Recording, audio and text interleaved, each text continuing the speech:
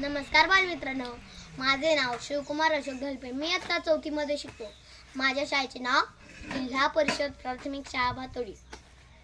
माझ्या पुस्तकाचे नाव पंचतंत्र की रोचक कहानियाँ.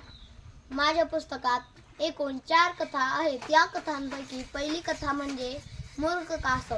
त्या कथेतून मला असा बोध झाला की नको त्यावेळी नको तिथे बोलणे खूपच महागात पडते.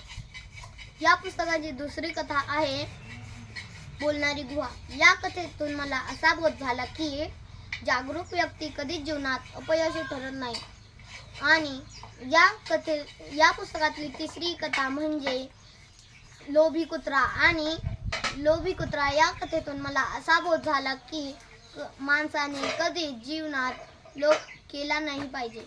आणि याची चौथी आणि शेवटची कथा म्हणजे नक्कल करणारे माकड. आणि या कथेतून मला असा बोध झाला की नक्कल करायला अक्कल पण पाहिजे. आणि अशा प्रकारे मला प्रोत्साहन देणारे माझे वर्ग शिक्षक शहाणे मॅडम यांचे मी आभार मानतो. धन्यवाद.